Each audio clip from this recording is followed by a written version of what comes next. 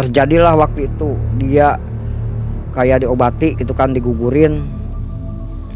Satu hari pertama dia menjerit-jerit sampai menangis-nangis. Wah, pokoknya kayak orang gak kuat lah intinya. Kayak kesakitan, emang perutnya emang kayak dipijit gitu kan, kayak dipaksa mau dikeluarin.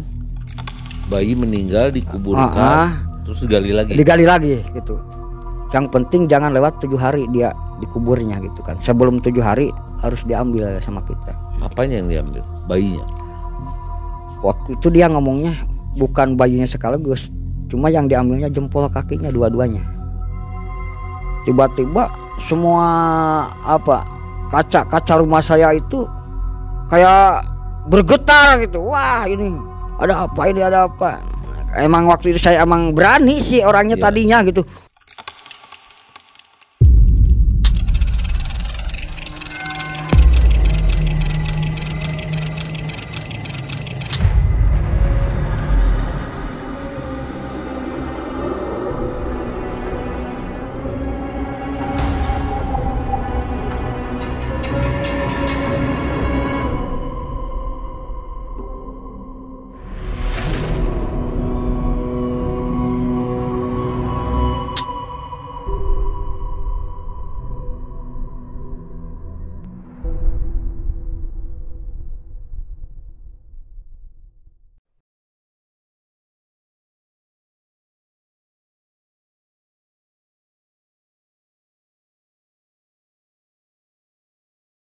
Karena mungkin saya niatnya kuat lah, intinya saya memang punya pendirian itu kuat. Apapun yang belum terlaksana niat saya pasti dilaksanakan gitu kan.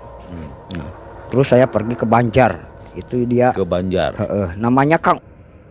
Dia itu seorang pemegang terminal, dia orang kuat lah intinya, kebal Di Banjar. Nah, dia ngomong kalau kamu pingin turun di terminal, jadi badan kamu itu harus benar-benar kebal.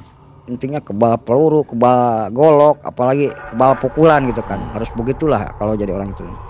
Ya nanyain saya harus gimana caranya. Kalau benar-benar kamu mau ini mah, cuma saran saya begini syaratnya. Ntar kalau ada bayi meninggal, kamu gali gitu kan. Waduh, saya emang gak berani gitu kan. Bayi meninggal dikuburkan, terus digali lagi gitu. Yang penting jangan lewat 7 hari dia dikuburnya gitu kan. Sebelum 7 hari harus diambil sama kita. Apanya yang diambil? Bayinya? Waktu itu dia ngomongnya bukan bayinya sekaligus, cuma yang diambilnya jempol kakinya dua-duanya dipotong gitu kan. Kata dia begitu. Terus kamu mau gimana katanya gitu sama saya. Lah pikir-pikir dulu masalah itu gitu. Karena saya emang belum berani benar kalau gali kuburan gitu kan waktu itu.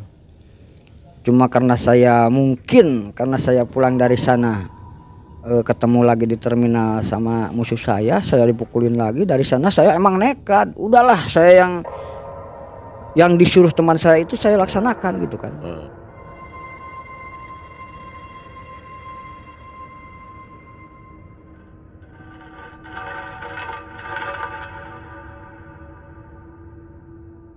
Pas waktu itu emang si Pulan itu kan punya pacar lah intinya. Nah, dia hamil. Nah, dia suruh ngurus, jadi suruh saya, katanya ada orang yang bisa menggugurin ya. Cuma tempatnya di gunung gitu kan. Saya bilang kalau kamu mau berani bayar saya yang nganternya ke gunung. Karena mungkin itu prosesnya lama 3 hari gitu kan. Ya saya berani, emang dia kalau di daerah saya emang orang terkaya gitu, dia berduit lah intinya. Dianya kan masih sekolah, yang hamilnya itu 7 bulan lah kurang, 7 bulan kurang. Pas datang ke gunung saya tempatnya emang di gunung intinya daerah ke atas. Cuma nama perempuannya itu yang suka ngegugurinnya saya lupa. Nah, waktu itu kan nggak nanya ke sana kemari saya juga sih. Cuma saya dianterin bertiga, terus yang pacarnya itu pulang. Jadi saya yang ditaruh sana. Nah, selama di sana saya emang udah ngomong lah intinya sama perempuannya, emang saya juga kasihan. Jadi sebenarnya gak usah dilakuin inilah. Emang persyaratan juga yang pertama bukan masalah duit. Kalau masalah duit pacar kamu pasti bayar berapa puluh juta juga gitu kan. Cuma kan ini taruhannya nyawa. Gimana kalau ini gagal pengguguran ini kan ini udah gede. Kamu bagaimana nyawa kamu, saya bilang gitu. Kamu ini udah dianggap kelinci percobaan sama pacar kamu, saya bilang gitu. Cuma dia karena mungkin malu lah. Karena dia orang tuanya seorang haji gitu kan. Terus keluarganya pada alim. Mungkin dia malu karena dia hamil itu kan. Jadi dia juga nekat, udahlah apapun yang terjadi saya lakukan. Nah, terjadilah waktu itu dia kayak diobati gitu kan, digugurin. Satu hari pertama dia menjerit-jerit sampai menangis-nangis. Wah pokoknya kayak orang gak kuat lah intinya. Kayak kesakitan, emang perutnya emang kayak dipijit gitu kan, kayak dipaksa mau dikeluarin. Nah dia sampai menangis-nangis terus minta tolong sama saya, terus gimana katanya gitu. Ya terserah lah, pokoknya kalau saya tidak setuju kamu menggugurkan ini kandungan gitu kan. Malam kedua digituin lagi, sama kesakitan. Setelah itu emang saya juga sadar lah bahwa ini kan urusannya nyawa gitu kan. Saya udah pulang lagi nemui pacarnya bahwa kejadian ini mungkin harusnya nggak diterusin gitu kan. Saya udah melihat bahwa pacar kamu itu kesakitannya bukan main, udah 2 malam, sekarang tinggal 1 malam lagi. Jadi hari final 3 hari itu kan dia harus pulang ke rumahnya. Apapun yang terjadi harus pulang, karena saya ngomong sama pacarnya itu bahwa tidak bisa lama sama dukun itu ngomong saya cuma 3 hari 3 malam ini ada waktu gitu kan. Ya pas malam ketiga karena dia emang nekat, semuanya nekat, antara pacarnya dan perempuannya nekat, udah pokoknya harus terjadi ini, harus keluar, harus beres malam ini gitu. Ya pas malam ketiga emang dipaksain sampai dia pingsan dan keluar bayinya.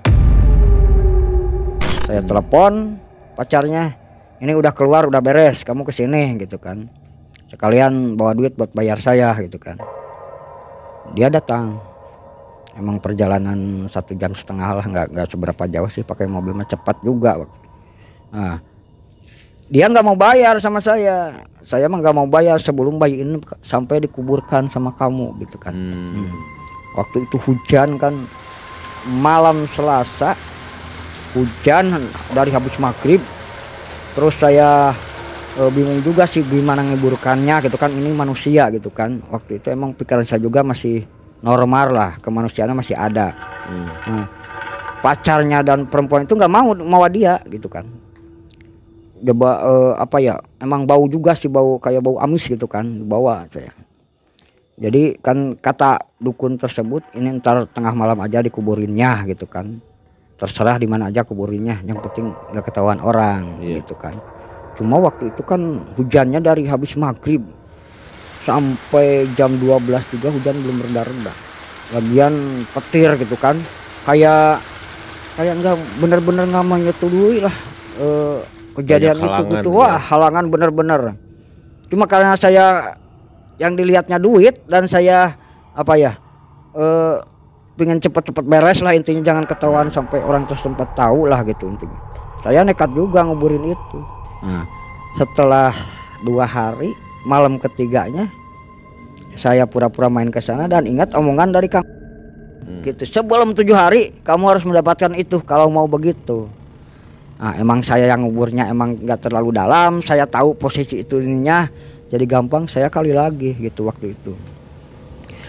Cuma waktu itu yang diambilnya saya itu nggak dipotong karena saya apa ya, perasaan itu gimana kok motong kaki orang gitu kan.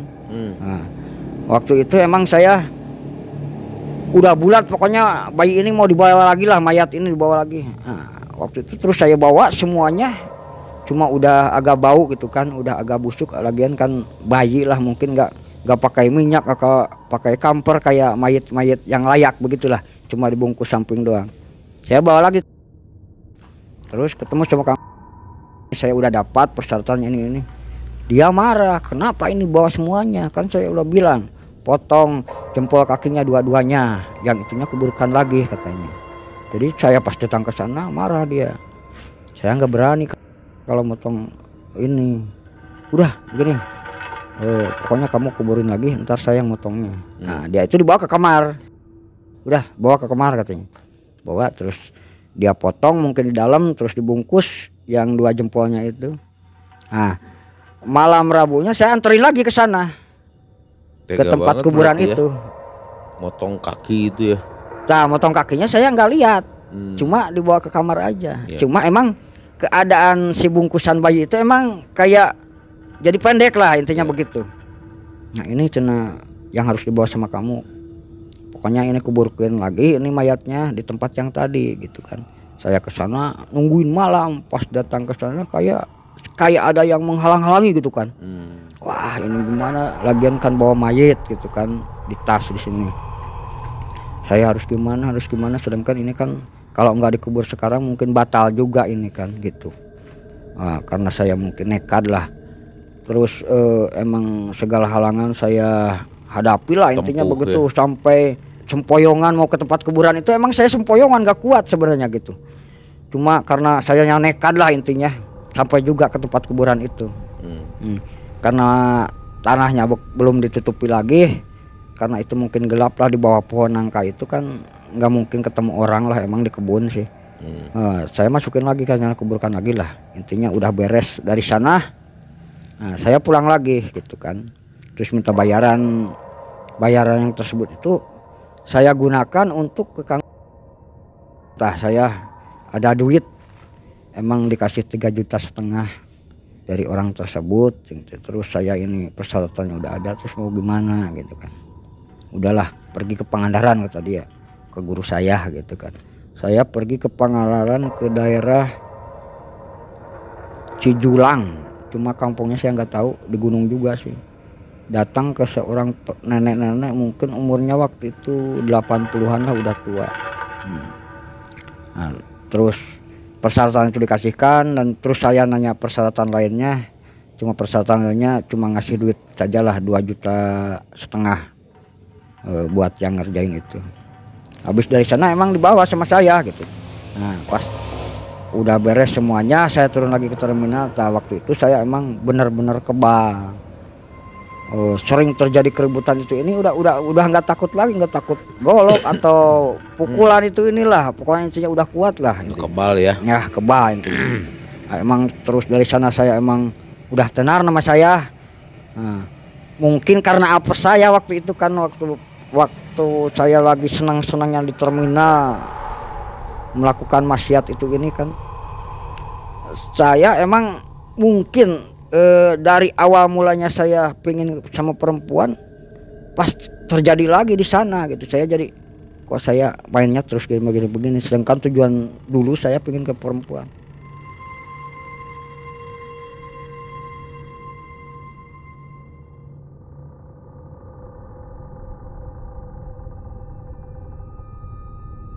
Nah, waktu itu saya ada kabar bahwa ada orang cantik lah intinya di kampung sebelah saya gitu kan. Cuma dia mau nikah katanya, berapa hari lagi, seminggu lagi katanya gitu. Oh iya, nggak apa-apa, yang penting saya pengen ketemu lah sama dia gitu, pengen lihat aja jangan ketemu gitu kan. Emang nggak kenal sih orangnya juga. Saya diajak teman saya, udah karena rumahnya dekat lapang poli, jadi sambil main poli diturunin sama dia. Itu orangnya, dia baru keluar SMP 1 tahun katanya, yang mau ditikahin cuma dijodohin gitu kan. Nah, udah tahu namanya terus tahu orangnya, saya pulang lagi gitu.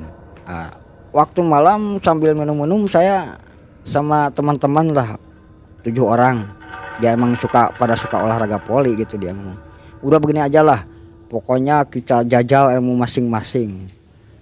Jadi kita naruh duit 500.000 per orang. Siapa yang dapat perempuan itu, dia yang hak dapat duit gitu kan. Ya, terus saya ngomong kapan nikahnya ini perempuan ini gitu kan. Saya udah ada mungkin ada dasar. Jadi saya terasa pede lah bahwa itu bakal dapat sama saya gitu kan. Dia bilang nikahnya hari Kamis gitu kan. Waduh, cengke udah cepet ini mah. Berapa hari lagi? Ya 1 hari lagi kan, sekarang udah Selasa. Udahlah pokoknya gini, besok kita poli bersama-sama. Ini orang yang ikut taruhan ikut semualah pokoknya gitu kan.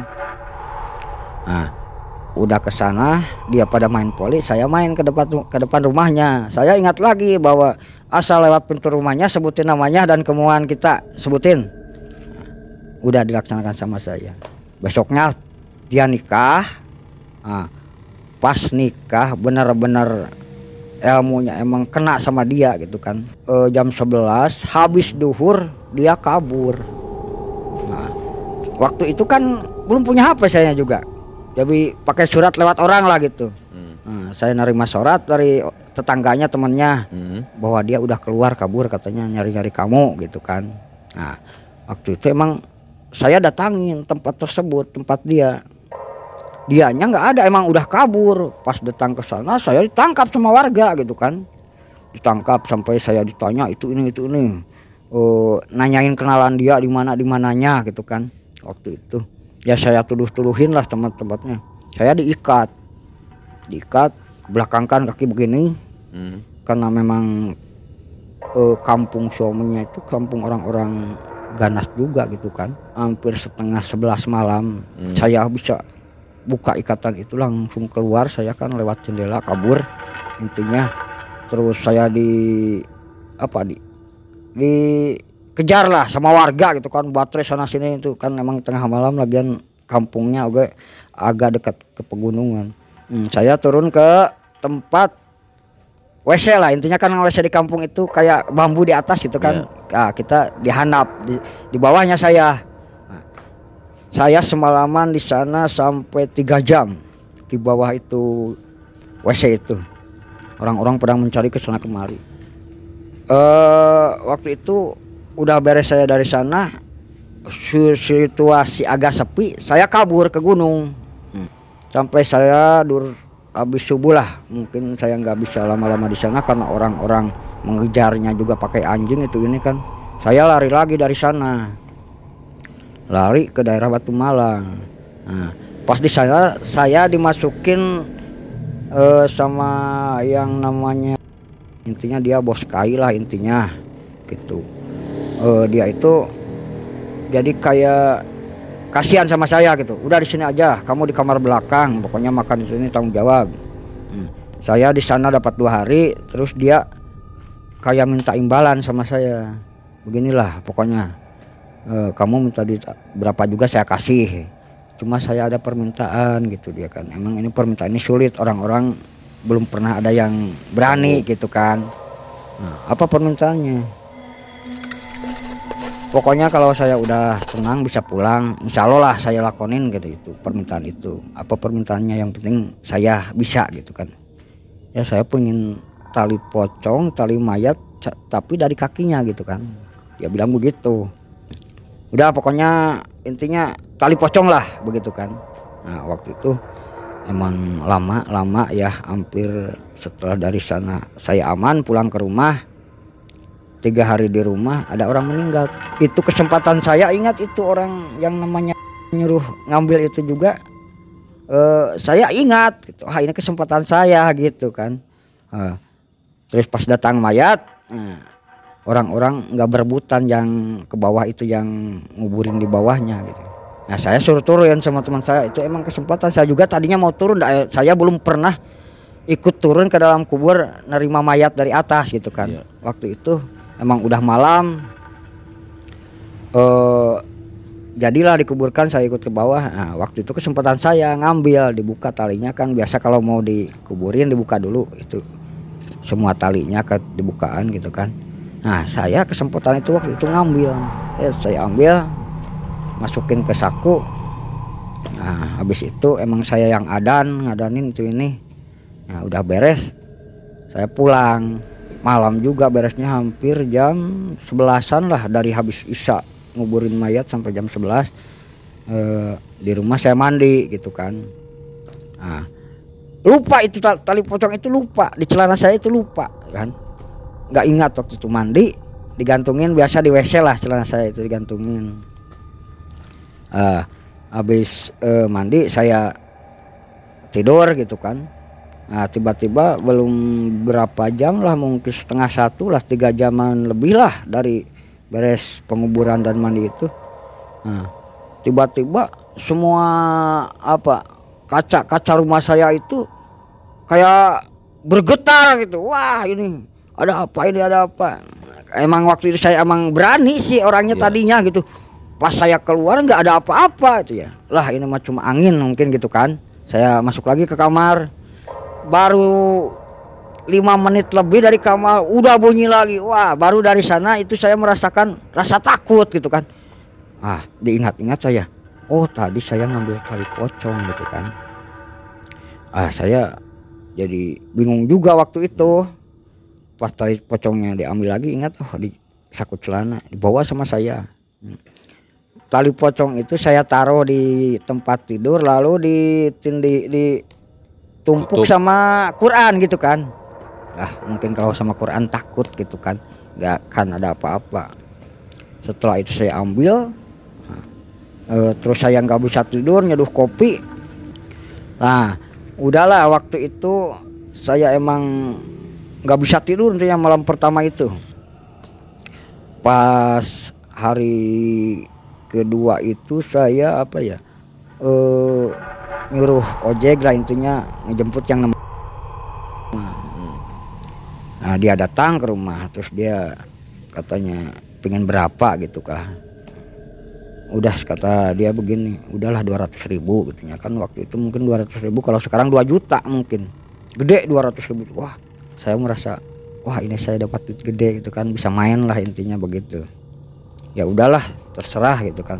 Yang penting saya udah terima kasih waktu itu kan, udah ditolongin waktu saya kena kasus pengantin itu gitu kan. Saya kasih duit 200.000, saya kasihkan itunya. Malam ketiga dia kembalikan lagi sama saya. Jadi dia kayak dikejar-kejar orang di sananya, di kampung dianya. Saya nggak kuat pokoknya ini, nggak jadilah pokoknya. Kalau duit mah terserah lah, kalau udah habis mah katanya. Malam ketiga itu udah, ini bawa lagi katanya. Bawa lagi sama saya, ditaruh lagi di bawah Quran begitu ya, kayak biasa. Ya malam keempatnya juga terjadi lagi begitu di saya. Wah, saya nggak kuat, emang nggak kuat. Dari sana baru orang tua saya itu merasa heran, kok terjadi begini terus gitu. Dia nanya sama saya, kenapa, apa yang kamu lakukan gitu. Saya bilang, saya ngambil tali pocong Pak. Buat apa? Buat dijual, karena saya nggak dikasih duit sama bapak gitu. Kamu kan setiap minta duit dikasih gitu, kenapa kamu sama nekat begitu? Kan ini mah duitnya gede Pak. Berapa? 200.000. Oh iya emang gede, cuma saya belum pernah ngasih kamu 200.000 waktu itu kan. Terus kemana ini sekarang? Ini tali pocongnya ini di sini di kamar saya, itu di bawah Quran. Saya bilang gitu sama orang tua saya. Wah, orang tua saya marahnya bukan main. Udah pokoknya mah kamu dari detik ini jangan pernah nginjak rumah ini lagi gitu. Kamu harus keluar dari rumah ini gitu kan. Ya emang saya juga merasa kasihan sama keluarga. Udah buat tali pocongnya dibawa, masukin kantong, terus dimasukin ke tas. Terus saya pergi, nggak tahu arah lah, intinya duit udah ada gitu kan buat bekal sana kemari. Emang pas saya bawa tiap hari gitu kan sampai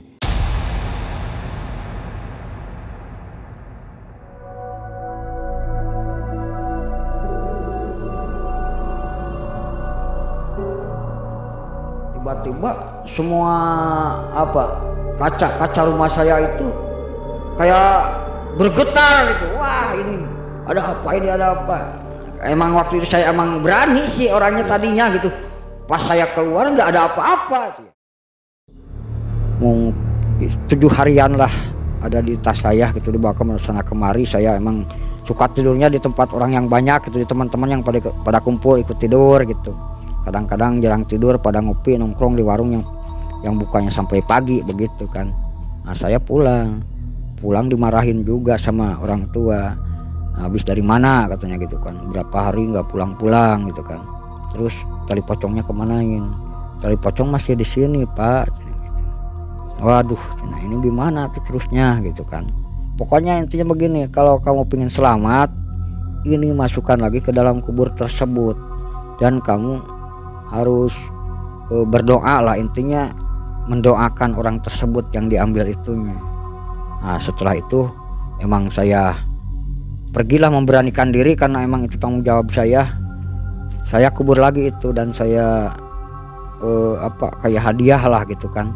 Malam-malam itu ya. Malam, waktu itu malam habis isya, terus hadiahan, terus saya pulang. Ya alhamdulillah lah waktu itu aman gitu kan. Nah setelah kejadian itu saya mikir-mikir lah ngapain gitu kan. Saya berbuat dolim terus-terusan, nggak ada untungnya lah intinya buat saya, lagian nggak ada perubahan hidup gitu kan. Cuma saya yang pikirkan gimana saya bisa merubah hidup waktu itu. Nah saya ngomong sama keluarga, udah pokoknya kamu kalau nggak menikah pasti kamu hidupnya hancur-hancuran lagi gitu kan. Pokoknya kamu harus menikah gitu kan. Nah waktu itu saya pergi pesantren, terus ketemu sama perempuan tersebut. Terus karena sayanya maunya mau banget gitu sama dia, sampai dia dapat sama saya gitu kan. Caranya ya begitu kayak yang tadi lah intinya. Jadi pintu rumahnya saya lewati, disebutin itu ya kayak yang semula lah, caranya begitu doang. Udah dia mau nikah sama saya intinya, sampai saya diomongin lah, kok orang seperti kamu orang gak normal katanya, kok perempuannya cantik begini, apalagi ini kan masih muda gitu kan. Waktu itu saya udah hampir 27 tahun, dia 15 tahun lah ini. Lagian bukan orang asli sini, asli dia orang waktu itu. Nah, dia nikah karena orang tuanya ibunya nggak datang, saya nikah di tempat bapaknya karena dia cerai lah bapak sama ibunya, saya nikah. Ya alhamdulillah saya dikaruniai anak pertama itu 2 tahun saya berumah tangga baru punya anak laki-laki. Waktu itu saya umur anak saya itu 2,5 tahun yang pertama. Kejadian lagi saya itu waktu itu saya bawa perempuan satu, terus dia punya teman bawa lagi gitu kan, jadi berdua perempuannya. Nah, saya beramai-ramai main. Kalau saya main ke Pangandaran, kalau dia main di dekat rumah saya gitu kan. Emang perempuannya suka minum, saya juga waktu itu masih suka minum intinya. Nah, perempuan yang satu kena gerbegan dekat rumah saya, di bawah rumah saya lah, paling dari rumah saya 10 meter ke tempat perempuan itu minum. Saya di Pangandaran. Nah, terjadi penggerbegan, dibawa sama warga terus ke polisi. Nah, saya di Pangandaran, ada telepon dari rumah, katanya di sini barusan ada kejadian penggerbegan, ada perempuan mabok dan pria gitu kan, sama prianya 6 orang. Ya untung kata istri saya, emang istri saya nggak tahu saya bawa perempuan ke Pangandaran waktu itu. Jadi kata istri saya, untung kamu lagi di luar katanya, kalau ada pasti ikutan minum di sana gitu kan. Ya saya dari sana di Pangandaran udah nggak enak perasaan itu ini kan, perempuannya emang temannya perempuan yang dibawa sama saya. Pagi-pagi saya pulang dari Pangandaran sama perempuan tersebut. Pas datang ke Parapatan Aso, Parapatan Bahkiang, orang-orang udah berjajar itu kan, orang-orang Minangkabau, orang-orang Ceger lah. Nah, kalau sebutin orang kalau daerah Ciamis emang daerah paling tersangar daerah. Dia ngomong bahwa perempuan ini saudaranya dia dan mau nikah sama orang-orang teman orang-orang tersebut. Jadi dia ngomong ngamuk-ngamuk begitu kan, karena waktu itu emang saya merasa masih kebal gitu kan intinya. Ya udah maunya gimana gitu kan. Kalau saya nggak salah tanya aja perempuannya, emang siapa yang ngajak ke Pangandaran tuh ini gitu kan. Nah, dia tanya emang dia yang ngajak. Cuma yang mau sama perempuan itu kan calon suaminya, dia emang udah marah banget gitu kan. Cuma karena saya juga nggak habis pikir, emang udah tahu lah bahwa orang pasti kalau ribut keroyokan pakai golok itu ini gitu kan. Nah, dia dikasih minum sama saya, udahlah jangan banyak ngomong, yang penting udahlah hiburan aja dulu sekarang mah, kita minum. Kasih minum semuanya sampai teler-teler. Nah, setelah dia pada mabok saya kabur ke rumah, intinya balik lah, emang jauh dari rumah, dari perempatan itu jauh kan ke rumah sampai 1 kilo lah. Saya ngambil pakaian, terus istri saya nanya, mau kemana, mau cari kerja, saya bilang gitu. Ya udah kalau mau cari kerja mah didoain gitu kan. Habis saya udah bawa pakaian itu ini, udah saya naik motor intinya. Sekitar jarak 20 meter saya udah ketemu sama mobil polisi gitu. Saya udah curiga, wah ini berarti yang mau nangkap gitu kan. Kan orang yang bernama udah di Polres, udah ditangkap. Saya berpapasan, terus saya membalikan motor jadi putar arah. Nah, saya taruh motor saya lari ke kebun. Wah, lari pokoknya saya kabur. Terus saya naik di terminal Tasik, nggak pakai sendal, pokoknya pakaian kotor-kotor. Nah, saya kabur ke rumah mertua karena mertua saya nggak tahu saya gitu bahwa saya ini menantunya ya, dan saya juga belum pernah gimana rupanya ibu istri saya gitu kan, mertua saya gimana. Cuma saya dikasih tahu sama istri saya bahwa ibunya itu begini gitu kan. Terus emang saya udah persediaan bawa KTP dan surat nikah waktu itu. Saya datang ke sana juga. Pas di sana, baru dia nanya, emang ini benar katanya gitu, suami anak saya gitu kan. Iya Umi, saya ini emang bener-bener suami anak Umi. Terus kenapa cina istri dan anaknya nggak dibawa ke sini? Saya lagi cari kerja. Saya nggak ngomongin bahwa saya dapat kasus begitu kan, kejadian begitu. Nah, udah 3 hari baru muncul di TV. Jadi saya emang waktu itu, jadi saya udah bingung kalau udah masuk TV kan nggak bisa kemana-kemana. Dia ngomong Umi itu, oh kamu cina begini, kenapa sampai bisa begini? Emang gimana anak saya, kata dia gitu kan. Udah marah-marah lah. Pokoknya kamu jangan lama-lama di sini gitu kan. Terus kemana Mi kalau dari sini? Emang kejadian ini saya terimalah kesalahan ini. Terus jalan keluarnya gimana? Udahlah gini aja. Pokoknya mah kamu cari di daerah Perungpung yang namanya itu kan, kata Umi itu, kata mertua. Nah setelah itu saya pergi, emang nggak tahu arah lah. Cuma mungkin orang tersebut itu udah dikenal semua orang di sana bahwa dia itu orang yang paling kuat lah intinya, udah pengalaman masuk penjara itu ini gitu kan. Nah saya ketemu, terus ceritain ceritanya bahwa saya ini udah DPO, udah masuk TV itu, ini saya keluarga saya, terus kenalan saya udah gak mau menerima kesana kemari, udah bingung, jadi saya harus gimana gitu kan. Nah dia ngomong begini, udahlah pokoknya saya juga bukan 1 kali 2 kali saya di DPO, pokoknya kamu harus nekat. Harus nekatnya gimana, saya nggak punya duit, udah jauh dari keluarga saya. Ya bingung ya kalau nggak punya duit. Udah gini aja Pak, kalau Bapak bener mau nolong, udah tolong aja saya dulu, ntar masalah duit saya bisa ngomong ke keluarga kalau udah beres gitu kan. Yalah gak jadilah kalau begitu, tapi kamu harus harus benar-benar bisa dipegang omongannya begitu kan. Terus mau dibawa kemana saya? Udah pergi ke Rawa Orok gitu kan. Jadi perjalanan saya itu ke Rawa Orok itu 3,5 jam. Nah sampailah ke rumah tersebut yang dituju. Pas di sana saya juga heran, kok datang ke tempat nenek-nenek begini gitu kan. Pak emang ini rumahnya? Iya ini orangnya gitu. Dia kuncian di sini. Kamu bener nggak nekat gitu. Iya saya nekat gitu kan. Ya udah nggak banyak bicara lagi, saya langsung ngomong ke tujuan saya bahwa saya ingin pemberesan kasus yang di kampung yang nenek bilang emang dia ngomongnya agak kurang jelas lah gitu, nggak Sundanya Sunda campur kasar begitulah orang sana. Ya dia ngajak saya udah pergi sini gitu kan. Dia nanya udah mencapai rumpun bambu begitu kan, di sana ada kayak kolam cuma airnya kayak darah merah semua airnya itu kan, itu yang dinamakan Rawa Orok itu ini katanya gitu. Udah kamu permasalahan sama siapa gitu kan, tulis. Ya ditulis sama saya, ini orang yang mengajukan saya yang tidak bisa diajak damai, diajak kekeluargaan, siapa namanya. ya si Pulan lah namanya, emang seorang haji, dia juga emang seorang jawara di sini.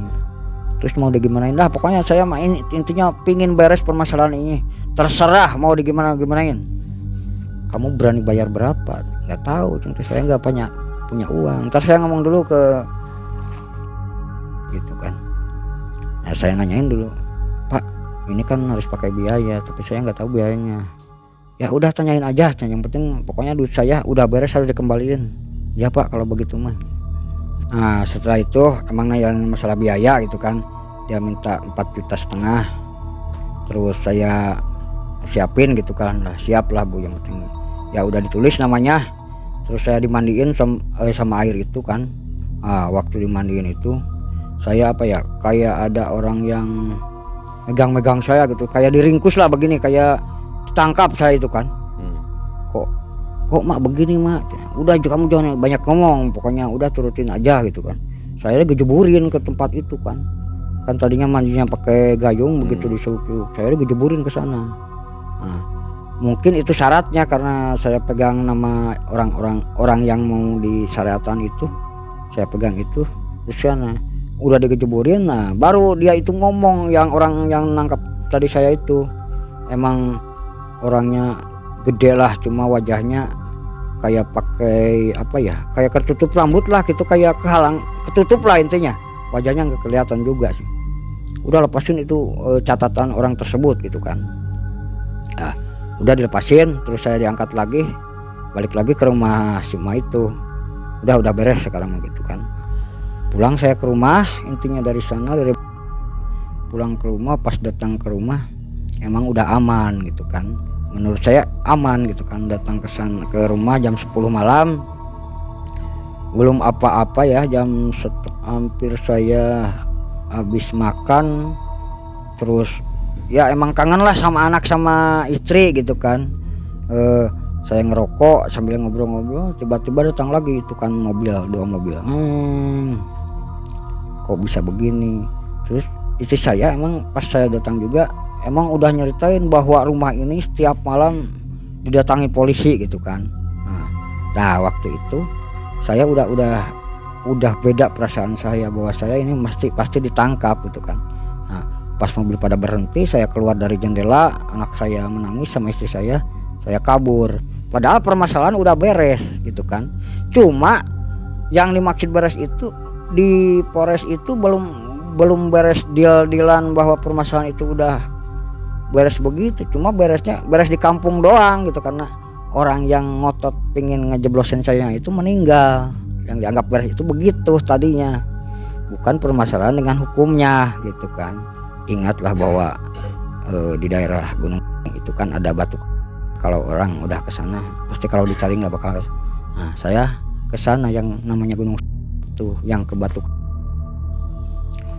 Saya pergi ke sana, saya di sana itu berzikir lah, intinya saya udah ingin tobat sebenarnya. Apa yang pernah saya lakukan dan apa yang saya perbuat waktu itu emang udah menyengsarakan keluarga saya, termasuk saya dan anak istri saya itu benar-benar tersiksa lah waktu itu. Jadi saya di sana dikir terus sampai saya dapat dapat ilapat. Pokoknya kamu udahlah, intinya jangan menginjak ke kota lagi gitu kan. Udah kamu hidup di kampung ini aja gitu kan. Saya ingat sama anak-anak saya gitu kan, sama anak sama istri. Saya kalau nggak pulang ke rumah gimana gitu, kalau pulang gimana. Nah, udah saya dapat itu, saya terus diamnya di sana dulu, dapat mungkin 3 bulanan lah saya di sana. Nah dari sana emang saya berpikir bahwa hidup saya itu emang berantakan lah, intinya gimana kalau anak saya sampai begini gitu kan. Saya intinya udah mikir pengen hidup bener lah intinya gitu kan. Nah tiba-tiba emang ada kenalan saya, mungkin hidayah buat saya juga gitu kan. Saya diajak intinya keluar lah, intinya memperbaiki diri lah, berislah diri gitu kan. Jadi saya ikut muhajirin sampai saya ngalami jalan kaki 4 bulan lah, Temboro Jakarta gitu, perjalanan jauh. Dan saya ingat apa yang pernah saya lakukan waktu itu kan, waktu zaman jahiliyah itu benar-benar kelakuan yang jahil, benar-benar jahil gitu kan. Nah, jadi kelakuan itu sampai saya bersumpah sampai 7 turunan jangan sampai kelakuan yang setelah saya lakukan sampai jangan turun ke anak cucu saya gitu kan. Saya udah merasakan bahwa hidup jahil dan banyak maksiat itu begitu. Jadi intinya saya jangan terlalu kita menuruti hawa nafsu kita gitu kan, karena nggak ada ujung-ujungnya juga, apalagi kan kita keluar dari akidah-akidah yang dianut kita. Emang begitulah. Setelah itu saya emang hidup tentram sampai saya punya anak kedua.